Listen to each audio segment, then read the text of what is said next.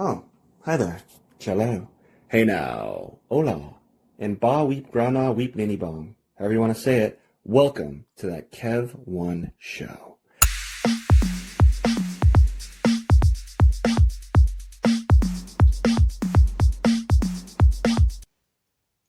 Well, Kev believers, we don't usually get political on the show, as you know, but I had to jump at the chance to have on the Boravian general. So today's guest is not just the frontman of a rock band.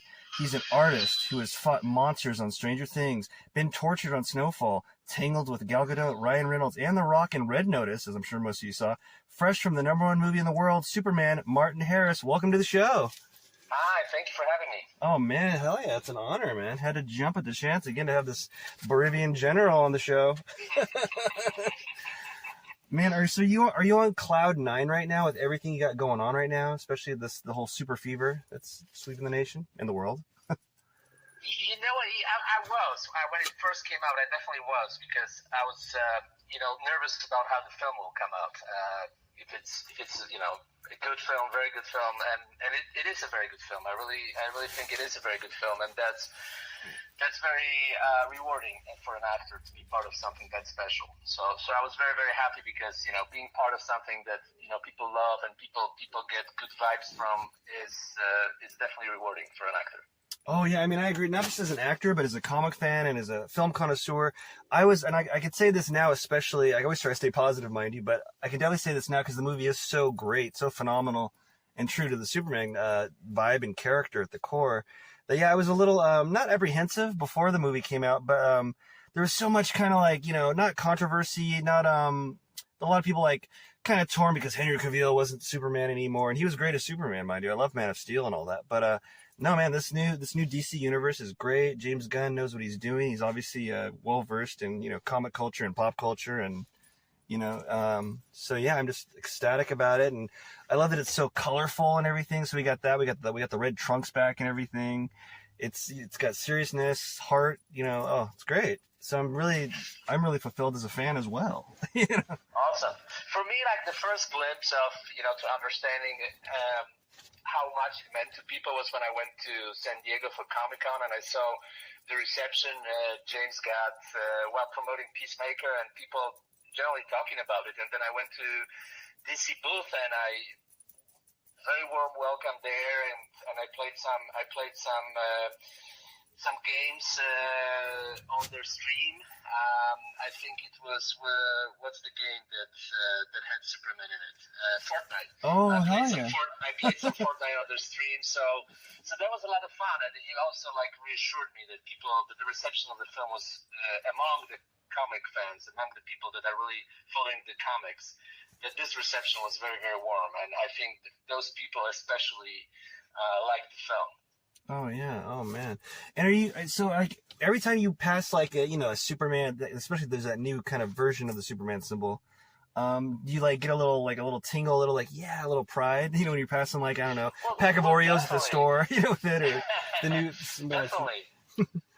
And at first I was nervous because I remember even flying to Atlanta for some other job. I saw there was this big statue almost of Superman in one of the stores, and it's like you think about it's coming out, but then you're a little bit nervous about it because you don't hear much from the production until it actually comes out. So you wanted everything to be good, and of course you wanted your stuff to be in it as well. So when it came out and I found out that everything I did is actually in the film and it's kind of spread out throughout the film, that was very, very, very good moment for me. It was definitely one of the top 3 things I dreamed about. It was number 2 for me. Number 1 is a James Bond movie. Number 2 is Superman, and number 3 was Star Wars. So oh, very cool. Two more dreams. Oh, you're on your way, yeah. Yeah, but Superman was on the list for sure. Oh, very cool. Speaking of that, do you have like a certain superhero you'd want to play? Was it Superman himself you wanted to play as a kid? No. I just wanted to be part of the story. The same with James Bond. I don't want to be James Bond. I want to be a villain or to have a role that I had in Superman. To have that type of a role in James Bond movie would be fantastic. Have you got recognized a lot from Superman or not? It depends where. It's like when people because I don't necessarily look in like my normal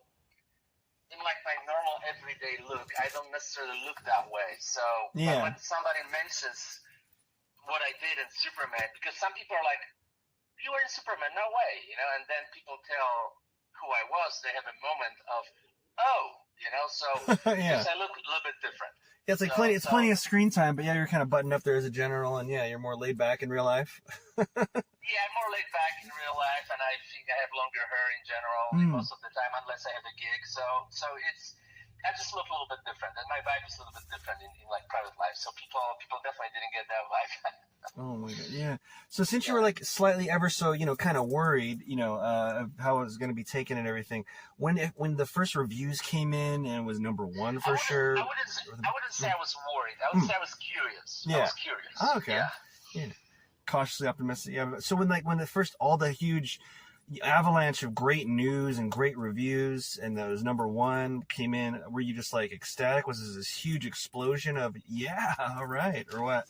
Absolutely, especially that I pay attention more to like the and here instead of the what I call the online noise. You know, like I don't really pay much attention to that because it's always gonna be there. There's always gonna be people who dislike something, or bots, or some AI generated posts or whatever.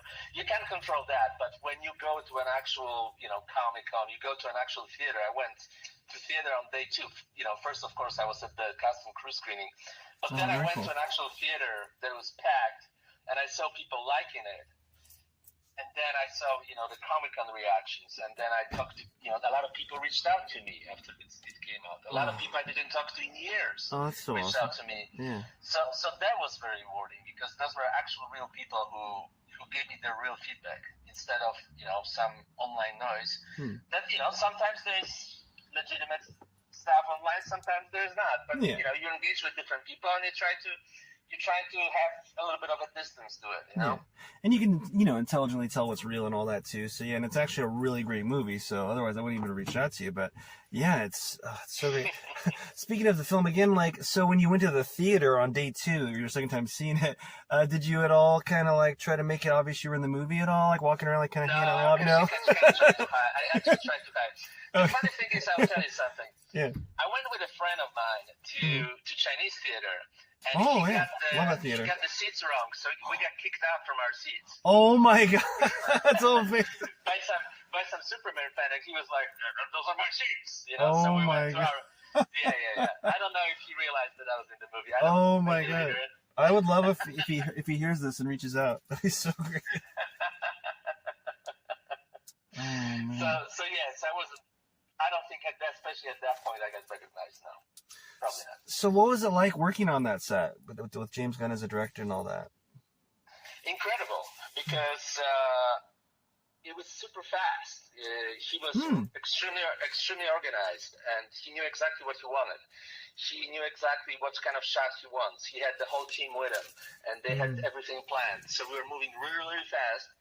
That I was really, really shocked how fast we were moving, and that we pretty much did 90% of the work in one day. Wow. Although there was a preparation, there was, you know, the fitting days and talking to assistant for weeks about the role and about scenes, and then there were the pickup shots following the weekend, because I remember that busy day was Friday, and then on Monday we came back to just do some pickup stuff, but pretty much like 90% of what I shot was in one day. Oh wow! And where did you film that at? Atlanta. Oh, very cool. So Atlanta was Boravia. That's interesting. Yeah, Atlanta was Boravia, except of I think the army scenes. I think those were filmed in Cleveland, from what I know. When the Justice Gang stops the war at the very end. I think that was filmed in Cleveland. Oh, very Although cool. maybe not. No, maybe I think it was in Acton, Georgia, actually. The stuff filmed in Cleveland everything in Metropolis was filmed in Cleveland, and something else was filmed in Cincinnati. I think the Fortress of Solitude was filmed in Norway. Wow. That for sure. Yeah. Because that was when I booked it, and they started filming, and I knew, and I checked what Genesis means, because that was the code of the film that I booked. Oh, I was gonna ask that because it's so many blockbusters have so many code names and like you don't even know what you're working So on. once they started filming, I knew what it is because Great they name started for it. filming, Yeah, that's a great name they for started the filming. beginning of it all. Yeah, the genesis of the DC universe. Exactly. Very so cool. I found out that I got it at the beginning of February, but I think they started filming like mid-February in Norway, and that's when I knew what it is. Wow. And I wonder if like super fans, like super geeks, like figure that stuff out. Like, well, Genesis might be the beginning. Okay, or or not. Were there a lot of fans and that's how I stuff? found out. That's Oh how my I found God. out because I started checking on it. Yeah, That's wild. They didn't tell me that. I had to find it out. Oh my Lord. So was there any like it's so secretive and everything? What did you have to like I don't know, I mean, like I'm sure like Cornsweat had to wear like, a jacket over his Superman costume or what have you, and umbrellas and SUVs blocking him from possible looky-loos, but did you have to dodge any fans at all on the way? No, or not because really? the whole studios was rented out for just this shoot, and just to Okay. get to the studios, you have to go through a gate and everything. So everybody there was connected to the project. It was in True Lit Studios in Atlanta. Everything was connected to the project. So I don't know what they did in different locations. I saw some of the footage from Cleveland leaked online because I saw there were people filming on phones. Yeah. The group scenes, so that leaked online, but that was in Cleveland, the metropolis scenes. It's hard to block city streets and not have somebody recording on the phone. But what happened in the studios was nobody had access to it. Oh, very good. It's fascinating, man. It's so wild. I feel like Hollywood's not dying. But I mean, as a location, I mean, it feels like most of my guests from so many blockbusters and huge things never film in Hollywood half the time. It feels like 10% of my guests have been. It feels like Atlanta's the new Hollywood and Canada. It used to be. Now it's Canada and Europe. Yeah, it's kind of wild. I don't know if it's all tax write-offs or what. Hopefully Atlanta will come back because I really love filming in Atlanta. I filmed a lot of stuff there, and I love always going to Atlanta. Almost moved to Atlanta 5 years ago. Yeah. Because I really like the city a lot. But obviously I'm in LA because I also do a lot of animation work, voiceover work, and all the studios, all the post is still being done here. So I work here a lot. So it's still my city. Yeah. Huh. Yeah. Hollywood being your base. Yeah, like I used to live in Burbank for acting for a while, so yeah, I kind of miss LA in a way, Where do you live now? I live back in my home state of Oregon, Portland, Oregon. Where Okay, there's some production going on in Oregon. Oh yeah, I filmed a lot of the series Criminal with Charlie Hunnam, which isn't out yet. It's coming out on Prime. It must be 2026 because it's 2025 is winding down, right? But yeah. A lot of stuff we become librarians here. So it's kind of funny. Like when I moved back here, it was right before COVID and everything. Because we didn't know, with COVID, you didn't know if you're going to be trapped somewhere forever in this bubble. And all my family's in Portland. So I'm like, well, I got to go to Portland, and see what everything shakes out. And then there's productions here. There's like 2 at a time, like Librarians, Portlandia, documentary now. And so now when I've flown around for acting, I've only flown to Hollywood once, and it was for that game show, You Bet Your Life with Jay Leno. So it's kind of fun. Everything else is like kind of all around. It's funny. It's so diversified now. Yeah, correct. So speaking true. Speaking of like the whole worldwide map, was everyone back home just super ecstatic with Superman especially? I mean, they're probably excited for so many things like Stranger Things and so much more. But when you first got word that you were cast in Superman, was it your whole family and your home city like, oh my gosh? Or... No, I didn't tell anybody because first of all, I signed NDA, and second of all, my very first film I booked back in 2011 was called Battleship, and it was a very, very small role. I should have known better, and I told people that I needed to film, and then they cut me out. Yeah. Oh my God. Oh no. I hate that. Yeah. Ever since, I never talk about something that didn't come out. I always wait until it comes out. I have that rule now too. Yeah, I've talked about it on the show even like where I tell no one about it until unless like you're the lead and you're in it perhaps, but like it's like because it's you're excited, you're stoked, and then the movie comes out and they're like, wait, I saw that movie with Jennifer Garner, I didn't see it. You're like, yeah, I know, but Yeah, but even if you're a lead, things happen. You remember the Kevin Spacey when they cut him out from the film, like things happen. Yeah, it's wild. I mean, even John Malkovich got cut out as a villain in Fantastic Four. It's just you never know for whatever reason. I didn't know that. Yeah, he's one of the greatest actors of all time. Yeah, he's so good. Yeah. Wow, that's crazy. I mean, they mentioned his character, but yeah, I mean, he's probably gonna be on some. Well, I guess do we even have DVDs anymore? I was gonna say, DVD extras, but some extras it'll probably come out, I'm sure. Yeah, that's rough. That is rough. Man, but speaking of like exciting, huge IPs, you're also, probably noticed by a lot of your friends and family and just new fans around the world on Stranger Things, Yeah.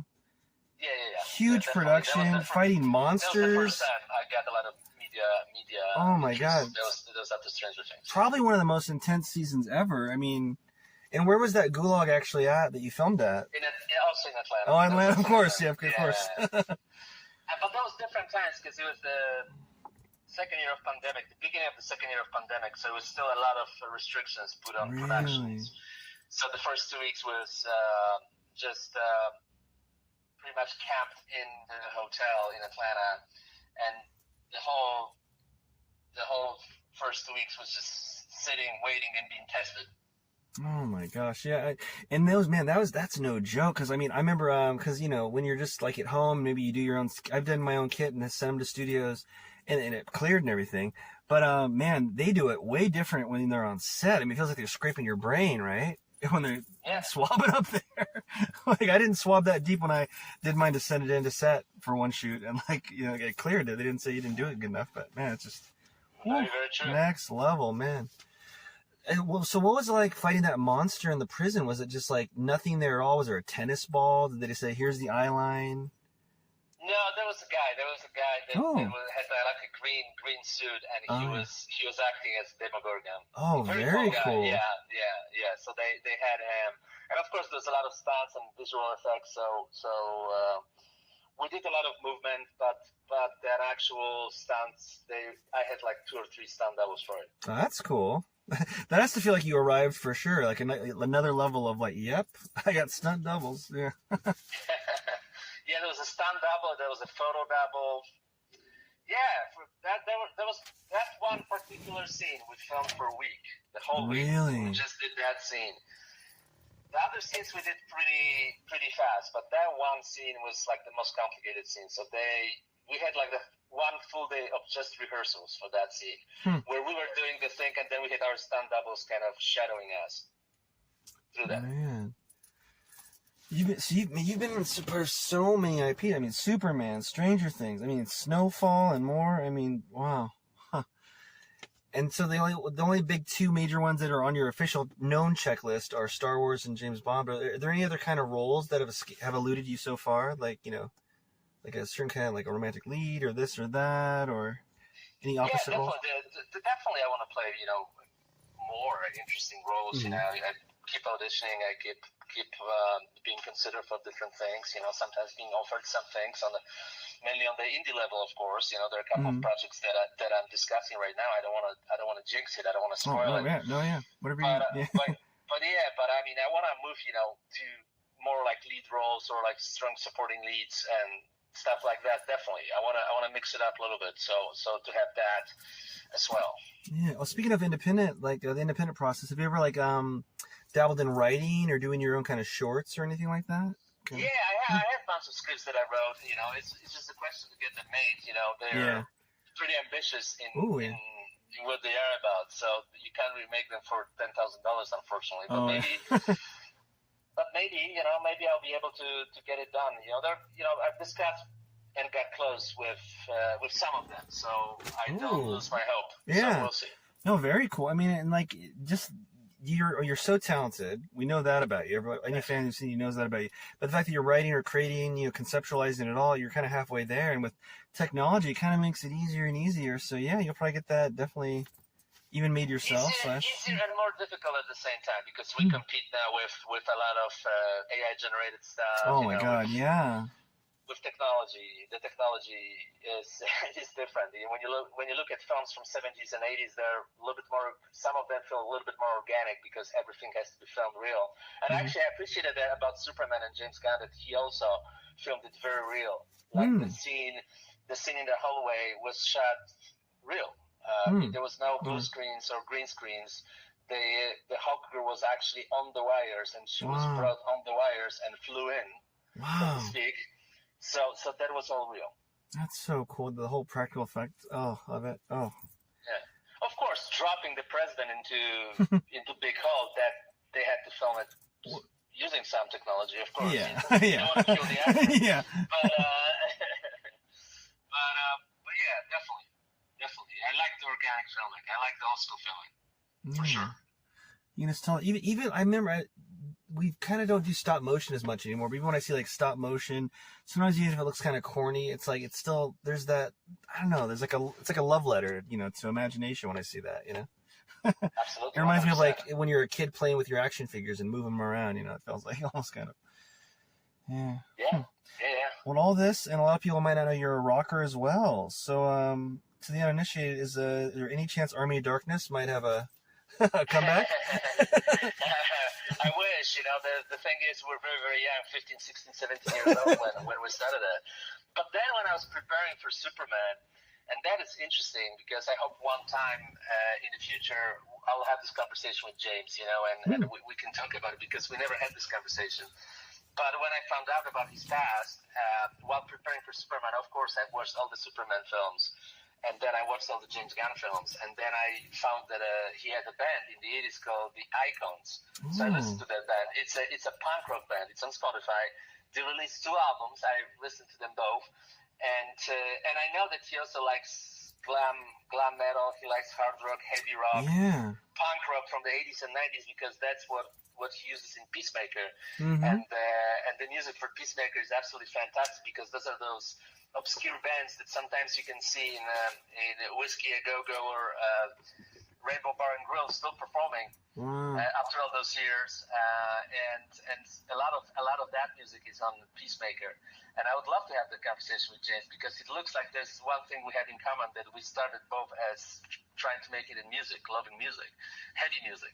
So I would love to have that conversation one time with James. Hopefully, you know, hopefully for the sequel, hopefully. Ooh, yeah, hopefully, yeah. I mean, yeah, and you might, Boravia might play a role in Peacemaker season 3, perhaps. You never know, right? Maybe. Listen, they didn't kill me. They killed the president. By You might be the new president now, for all we know. You know what I mean? The general might have moved. Some people are teasing me about it, but ooh, you know what? Yeah. Let's put the vibes. The vibes are out there. Yeah. I love Peacemaker. I just watched the newest episode last night. Well, I guess this morning, because I think it was after midnight. But yeah, no. I first realized. I think I must have knew subconsciously, perhaps, that James Gunn was a huge musician, a huge music head. But when Peacemaker season 1 came out, you know it for sure because the soundtrack was just so good. You find yourself Googling these bands while you're watching it, you know, like Wigwam, who did the intro for the first season. Wigwam did the intro. Yeah, I did. New band, but some of those bands are old bands, like Hanoi Rocks, like Foxy Shazam. He had like Winger and Vane, I think, was there. Those bands, pretty good bands. So cool. From Paris. Yeah. I mean, it definitely added to his mystique. Yeah. LA Guns, It seems like he's a really cool, fun party guy, you know, to be around.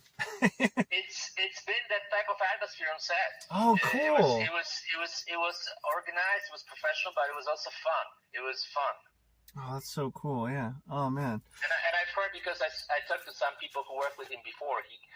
He has a thing that he rehires the same actors over and over. Well, yeah, I've seen that. Great. Yeah, you see that a lot too. Yeah, and not just his brother, but Michael Rooker. He's in like everything. I feel like bunch of people. Yeah. So bunch of people, and they all told me that the same thing, that it's always a lot of fun. The atmosphere is very loose. There's no stress, yelling, screaming. There's no like additional pressure. Everybody feels very, very, very welcomed, and everybody feels very relaxed. Well, it sounds like the DC universe is in good hands. Yeah. Yeah, 100%. And hopefully your general's coming back. So. I hope so too. Yeah. I hope so too. I mean, hopefully you're striving ahead further, but you're also striving in the world of maybe a master of all media, you might say, because you're in the world of video games too, as Kruger, and you know. True. Call of Duty, I just recorded another video game that I can't talk about. But you can't talk. Oh, very cool. So yeah, I love video games. You know, I wish they paid residuals. They should have. Yeah, maybe that'll be something that people strike for in the future. I don't know. You know. Yeah, I don't want to strike. I'm very happy that we have jobs, but but it's up to the union to talk about it, I guess, with companies, and definitely. But that was great. Working on Call of Duty for a couple of different editions was a lot of fun. Yeah. This gave me my first fan base because that's the first time people started like writing me messages that they love what I do. Very cool. And yeah, you probably have you seen pictures of people like dressed as Kruger and stuff, perhaps, or? Yeah, I did. Yeah. Oh, very cool. Do you have like any merchandise from that? Do you have like an action figure or a statue?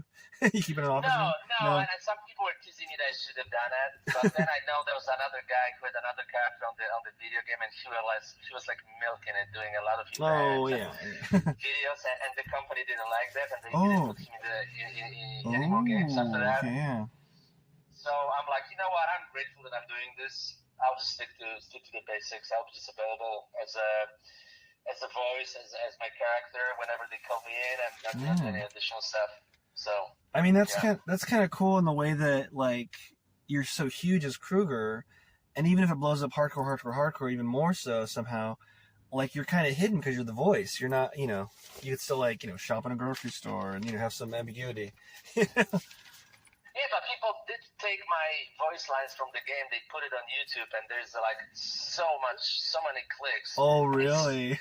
It's almost like I feel that whoever put it on YouTube, where there's like millions of views, probably make more money from it than actually me doing the voice. Oh my god! I know YouTube pays a lot, but yeah, that's funny that how many people used my. That's wild.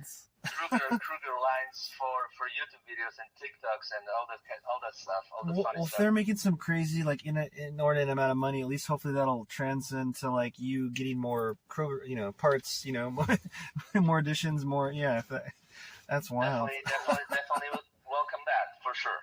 Oh my god. In the plethora of work you've done, is there a project of yours that you feel like hasn't gotten the attention that it deserves? Like any indie films or just roles you're proud of? I had a film that I feel like Voice of Shadows was a good one, really good one. It's out there. It's on, I think, Apple and Amazon, and it's a horror thriller. Pretty dark, pretty climactic, and shot for not that much money. I think like $250,000 or something. But it looks much more expensive than that because we had really great cinematographer, a director friend of mine, Nick Bain, did stellar job on his first directing job. Oh wow! And I play one of the leads, one of the main supporting leads. Ooh, okay. Voice of Shadows, and you said it's on Apple? Definitely it is on Apple, and I think on Amazon as well. Yeah, okay, for sure. Yeah. I don't think it's on Netflix, but I might be wrong because it's always changing. The films nowadays travel between different. Yeah, you're so right. It's. I almost feel silly the last couple times I've asked like guests like, oh, and where can people watch this or that? Because like, with smart TVs and everything dances around. Like your favorite movie might be on Hulu one week and Netflix the next, and yeah. So. Yeah, I always had that problem with James Gunn movies, which I'm a huge fan of. Yes. They were just on MGM Plus. Now they're on some other platforms, that I don't have. But they just finished their run on MGM Plus, I think, like 2 weeks ago. So I was able to watch them again. And now they're difficult to find. So who's your favorite James Bond, if you had to pick one? Or is there Roger Moore? Roger Moore for sure. Yeah. Okay. Yeah. Not even close. Wow. See, Roger Moore's one of my favorites. I like Pierce Brosnan, but it's kind of a similar thing where it's serious but kind of comedic still. And he probably owes his version to Sean Connery because, in a way, because. Yeah, it's funny that you are the second person in the in my entire life who mentioned Pierce Brosnan, and the first one was a friend of mine with whom I was yesterday at the art show, and we talked about James Gunn. And his name is Bubu Stewart. He's an actor and painter, and he told me that his favorite was Pierce Brosnan. That was the first time I heard it in my life, which was last night. And now you're the second person that Pierce Brosnan is his. It's spreading like wildfire. It's probably my least favorite Bond. Oh, really? He was still very good. Yeah. Oh no, yeah. I mean, someone has to be the first and last. Yeah. So why was he your last favorite? If you know what I'm asking. Because the movies were not that great. I mean, he as a Bond, he was really good. Just the movies, except of GoldenEye, I think were kind of okay. They're not bad. Yeah. Well, he made one that was not his fault being bad. I thought, what was it? Die Another Day. Die Another Day wasn't that bad. Die Another Day gets a lot of hate. I didn't think it was as bad as what's the one before? Oh, tomorrow. The World Is Not Enough was bad to me. I was like, ugh. The World Is Not Enough. Yeah. It was just bad. I don't know. Yeah, because I used to make the joke, the world's not enough to make me watch that again. I used to say that. But Yeah, you see, the same with Daniel Craig. I think he's a great actor, but I just didn't buy this. yeah, no, I mean, and I love Casino Royale, but exactly, he seems more like, and he's a great actor. He's one of the greatest actors ever, maybe. But like, it just seems like he'd be more of a Bond villain, or I don't want to say a thug, but you know what I mean. He's just like, he's not Bond. Yeah, and if someone doubts that he's a great actor, can just. Yeah, I mean, it might be that it might be because a lot of people, was Roger Moore your first Bond? Because GoldenEye was the first Bond movie I saw in theaters. And then I went, of course, watched them all. Timothy Dalton was the first Bond I've seen. Yeah, License to Kill was the first James Bond movie I've seen. And I loved it. I think Sanchez, played by Robert Davies, still this day, my favorite villain. So good, yeah. And Benicio del Toro, who played the that might have been his first role, maybe his first big movie, at least, probably. Fantastic role. Pulling out his knife, scaring you. Oh, yeah. And Robert Davi, I loved him in Profiler. Yeah. That's yeah. He's done a lot of he's done a lot of like low budget indie films in the last 15 years. But oh, really? I gotta check that out. Yeah. My favorite Roger Moore film, to jump on your favorite Bond, is Moonraker. I'd probably have to say. What's your favorite Roger Moore Bond? Really? That is interesting. What do you think? Yeah. It's not an obvious choice. This is one probably of the most criticized James Bond movies. Well, yeah, I know it's different in Bond in Space and all that, but I don't know, it's just like overall it was just so great. I mean, it took a big swing, and it was, Jaws and everything. Interesting. That is very interesting. I mean, I liked it, but a lot of people didn't. But I did like it. Mine is Live and Let Die, probably. I was gonna say Live and Let Die is probably my second, and it's almost the obvious best of his in a way, because it's a straight up Bond film. You're like, and it's cool and everything. The Golden Gun, I like a lot. That is so good. Yeah. It makes me love that. Did you ever hear that Tori Amos song, Man with the Golden Gun? It's like, I'm like, it makes me think of the Bond films. I mean, it's obviously named for it. Christopher Lee is man. Now you're making me want to play GoldenEye and get the Golden Gun. I don't know if you ever played GoldenEye on Nintendo 64, but you could get the Golden. Yeah. Ooh, that's a good one too. Yeah, I mean, it's obviously that was the first gigantic one, right? That was the first one that made it like a huge franchise, wasn't it? Like, I mean, Dr. No's the first one. Dr. No well, that's the first one. That's what I think. Yeah, and then from Russia in Love was also. Oh yeah, that's cool. Yeah, that one had maybe the first spy gadgets. I feel like, right, with the boot knife or whatever, and yeah. Now you're making me want to rewatch all the Bond films. 100%. They're all great, but in the modern era, hit or miss. The what are? No, in the modern era, they're hit or miss. Oh, yeah. The last one I didn't like at all. Well, guess what? I almost feel weird saying this. I like supporting like all film. I'm sure it's great. I haven't seen the newest one because first off, COVID delayed it, right? And then I was like, okay. Then I heard I had a spoiler of what happens to Bond. I don't know if I want to say it here. So I kind of don't want to see that happen to Bond. I feel like it's almost like a rule that should never happen to Bond. That he should never, Yeah, and it seems crazy. Yeah. The sneaky good one, and I had a chance 2 years ago to go for a dinner with George Lazenby, who only did one James Bond movie. One movie, but yeah. We had a dinner and we talked at an Italian restaurant in Santa Monica in LA. And he was in this one movie, and then he rejected to come back as Bond because his agent at the time, he told me the story, his agent told him that the James Bond franchise will be very unsuccessful one, and it will be bad for his career. Oh my God, that's crazy. Yeah, so he quit to do something else, and he made obviously a mistake. I think he turned down some record salary, like $1 million or whatever. And he didn't do it, but in that one film is actually pretty good. In Her Majesty's Secret Service. Yeah. It's actually a really good film. Where he falls. He did a really good job. Yeah, isn't that the first one where Bond falls actually in love and he gets married and his wife? Yeah. And then she dies. Yeah. Yeah, that was a really important. I remember watching that like on video or DVD. I rented it, for sure, and like oh my God, it was great. Yeah. It was kind of like one of those, like a diversion for Bond in a way, like whoa, a new edge to him. Kind of like when Timothy Dalton took over and, it was crazy hardcore serious, it felt like. But yeah, oh man. Living Daylights. Both Timothy Dalton films, I think, are very underrated. I think both films are very, very good. Living Daylights is good, and License to Kill is a good film. And I think he doesn't get enough credit as James Bond. Yeah, no, definitely, yeah. I mean, I remember the time, like, seeing that, I was like, wow, he's different. Because, Roger Moore, Pierce Brosnan, Sean Connery, there's a little, connection. They're kind of similar enough. But Lazenby was definitely the most buff and, like, different. But that's cool in a way, because Bond would be buff. That it's an asset. You know what I mean? And it's definitely not as distracting as how different Daniel Craig looks than the traditional Bond. So, yeah. And again, Daniel Craig's 100%. great. So speaking of, like, imagination and acting and being a Bond fan and everything, so growing up, watching all these Bond films, and I know you said you love to play almost any part in a Bond film, but did you grow up wanting to be like a 00 agent, or imagining you were that when you were driving or on a date with a girl, or no? No, I wasn't. I had this conversation with this friend of mine last night. I wasn't into films in general until I was like 30 years old. Really? Yeah, I was more into music than into sports. I was a sports writer in my 20s, So movies came late in my life, but then it took over, took over my life. But it came late. I started big films that everybody sees as a teenager, like Goodfellas and Godfather, in my late 20s. Yeah. Oh, yeah, I got people on the show for Goodfellas. So I was not into movies. I wouldn't go to theaters. I would go to soccer games, basketball games, NBA games. I would go to rock concerts, That was my world more, not the movies. I never cared much about movies or theater or anything like that until it all changed in my late 20s. Somehow it came to my life and took over my life, yeah. How did it come over and change, since it was kind of a late bloomer into the field? I remember I was, working as a sports reporter.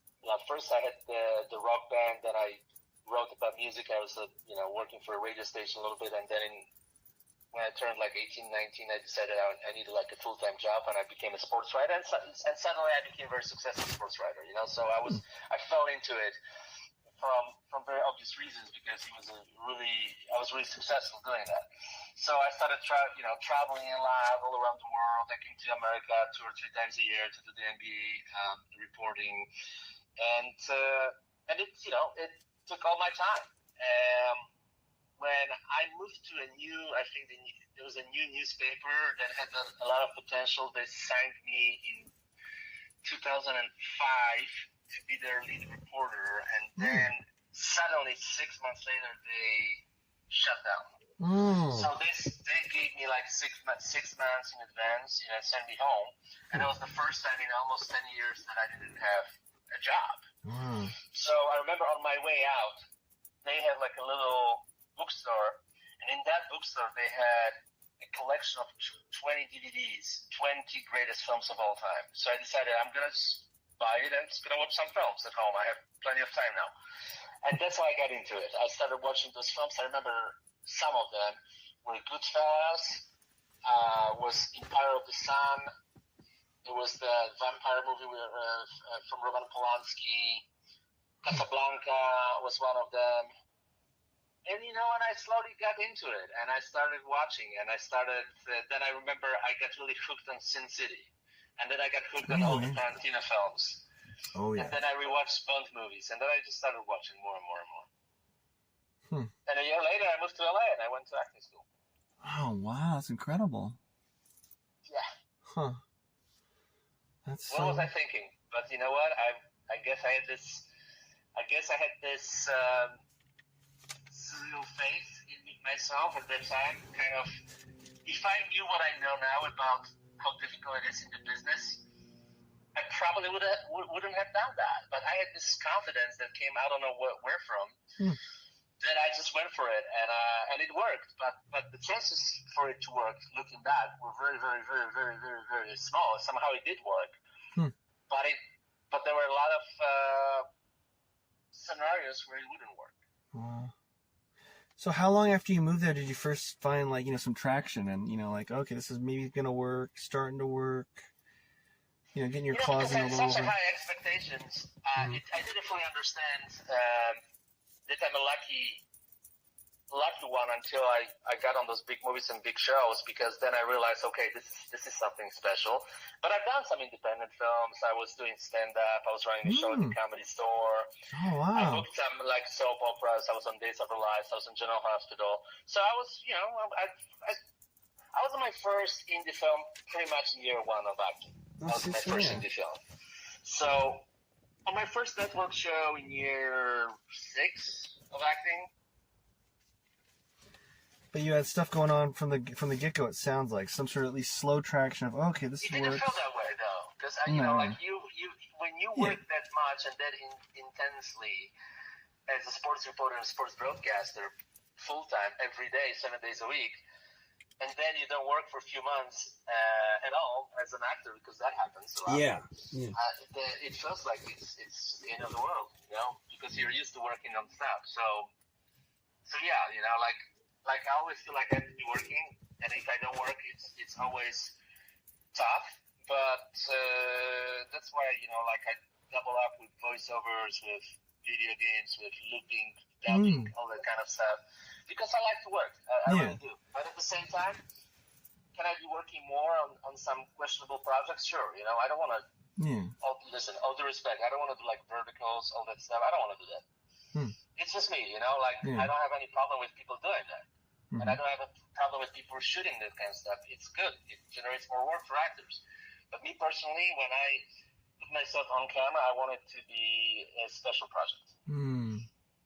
You know, I want to be part of something special. I don't want to dilute myself. It's almost like a curse, the fact that I was able to work with some iconic directors and some really great films in TV shows. You don't want to lower the bar. You don't want to do something that is much, much worse.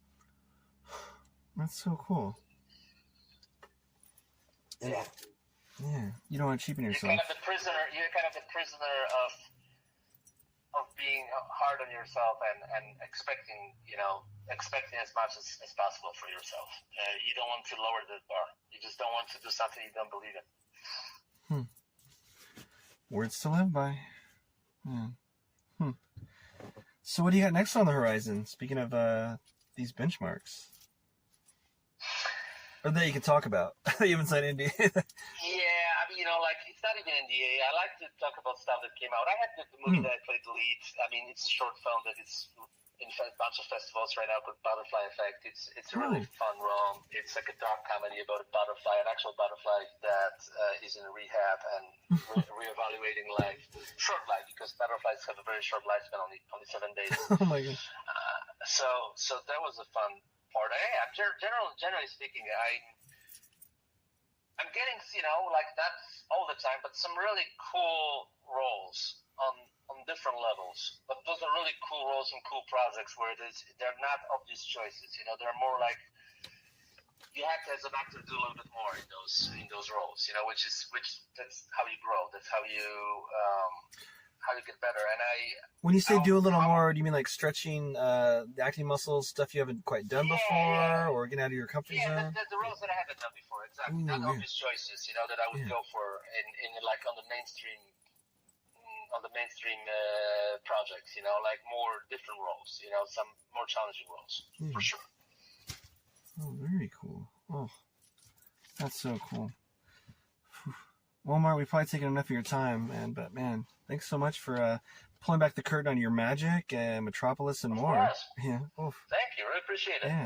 You know, love being on the show. Oh man, yeah. Anytime. You're welcome back anytime. And where can some of our fans find Butterfly Effects? I believe it is on YouTube right now. now. Okay, very cool. Yeah. I believe they uploaded it, and you know, just so more people can see it. Oh, hell yeah. And you can check out Martin Harris on IMDb to find more stuff, and in Butterfly Effect, and everything that everything My you mentioned. Instagram, you know, because I post all my work on my Instagram, so yeah. Yes, please. Very cool, man. Thanks, Gamer. I can't wait to hopefully see you on set one day. Yeah, that would be great. That would be fun. Yeah. Oh, thanks again, bro. All right, bro. Good night. And that was the multi-talented, hella busy artist Martin Harris. Catch his catalog of work, including the #1 film in the world, Superman, that dropped, well, today on HBO Max. And thanks again for everyone who checked out Unprotected Sax, my latest film, from Pterodactyl Media, streamed on YouTube and more. And I just got this news a little while ago. This episode of That Kev One Show is dedicated to Terrence Stamp. Night, guys, and keep on flying.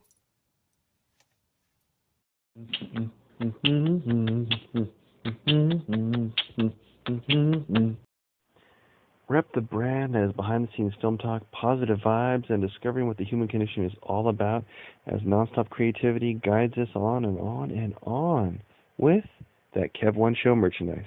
Now for sale at thatkev1show.etsy.com. That Kev1 Show, spelled of course that, K-E-V, number 1 N, show. Hey, you're a fan. You want to rep it. You know how to spell it. So get it today and glow with us. This portion of that Kev1 Show is supported by Bohemian Dream Gifts, made with organic and natural oils that nourish and hydrate your skin. Man, I don't know if it's the weather outside or the gym that was killing my skin, because my right elbow on the, it itched like the Dickens, like I was becoming like the lizard from Marvel Comics. I think it's that machine where you put your elbow in and do the lifts, for the bicep.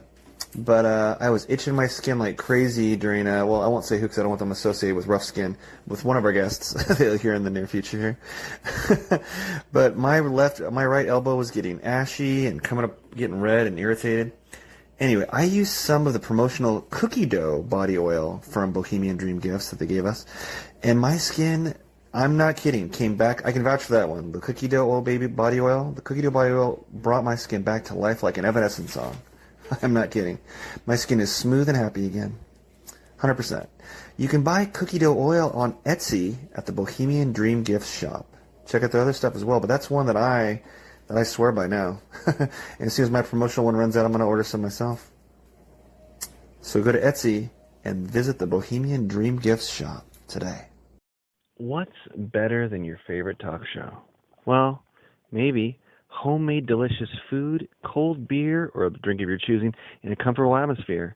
Well, look no further than the Boulevard Tap House for the world-famous fish and chips, seafood, all-around delicious menu with pizza, all kinds of food, wings, steak bites, anything you can imagine when you want to watch the big game or catch some live jazz if you pick the right night.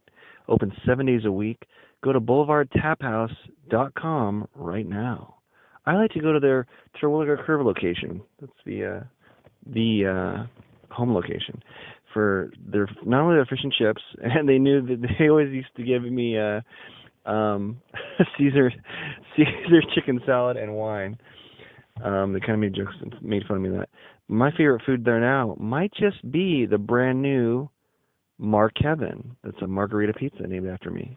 Don't know if they did it because I'm Italian or what, but I had it, and it is delicious and, dare I say, nutritious. Anyway, friends, go on in, have a great time. When you're there, you truly are family. No cap. Enjoy the Boulevard Tap House today.